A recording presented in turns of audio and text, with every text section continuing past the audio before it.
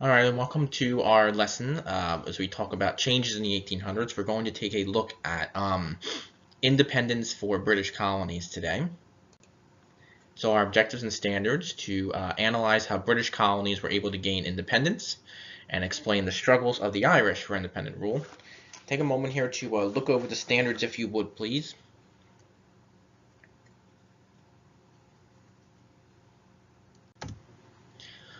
And our desired result, how did British colonies gain independence?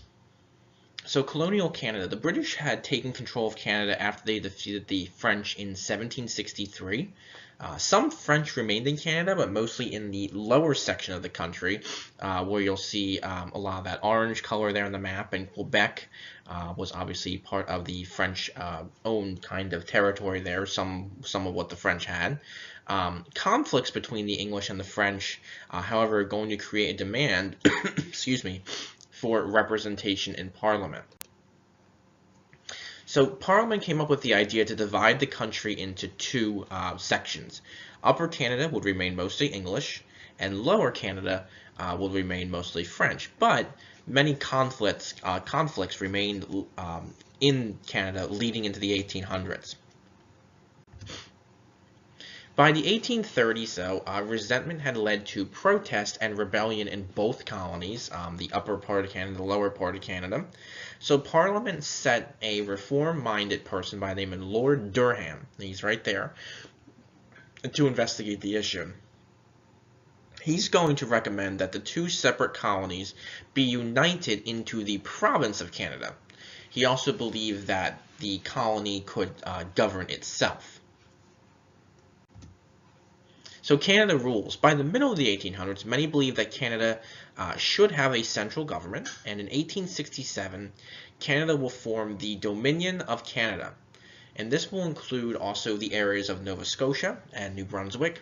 And as a dominion, Canada could rule on its own issues and affairs domestically, but it will remain part of the British Empire. And that's how Canada is still kind of set up today. They have their own prime minister, they rule on their own domestic affairs, but they are still somewhat technically part of the Great Britain's empire. Not empire, but Great Britain's influence and things like that. So Australia and New Zealand. So British sea captain James Cook claimed New Zealand in 1769 and part of Australia in 1770. Now he thought that no one lived there until he met the Aborigines, or the native people. And there's a picture of them there for you. The Penal Colony. In 1788, Great Britain began using Australia as a penal colony. Convicted criminals were sent there to serve sentences due to overcrowding English prisons. Once they served their time in Australia, the former convicts could then purchase land and live there. Now immigration arrives. More immigrants are going to begin to arrive in Australia, and they began practicing sheep herding.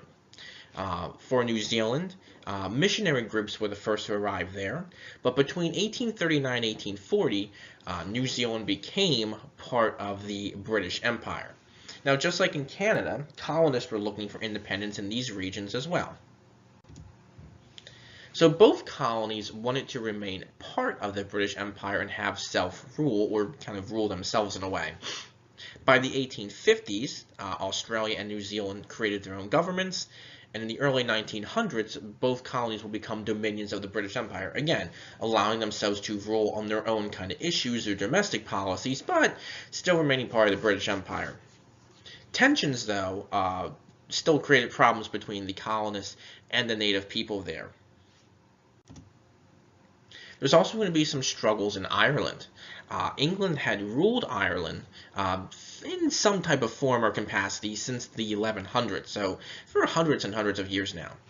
Now, many Irish, even to this day, still dislike the English and their rule, but the Irish are really going to struggle through the Irish potato famine and having to pay their rent in the 1840s. Now, some Irish will stay in the country, others will immigrate to places like the United States. That's when we see a lot of rise of Irish immigrants in our own country here, is during the Irish potato famine. But opposition to British rule took form in the late 1800s. Some wanted independence from Great Britain completely. Many others wanted home rule. Home rule is very similar to Dominion, local control over internal issues only. Now, the British are actually going to reject both ideas. They're going to reject the idea of independence from Great Britain, and they're going to reject the idea of home rule. And this is going to lead to violence and rebellion by the Irish against the British in later years. We'll talk about that later on in the class about how the Irish are going to rebel against the British and try and gain independence. To this day, the Irish are still part of the British Empire. There's not a lot of revolutionary movements over there now because of it, but there are some people over there who still are pushing for their own independent movement in Ireland from Great Britain.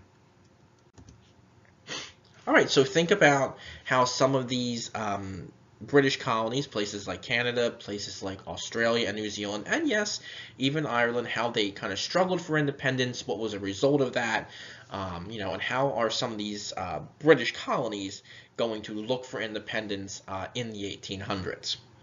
All right, so please try your best on the questions that follow, and I will talk to you guys later on.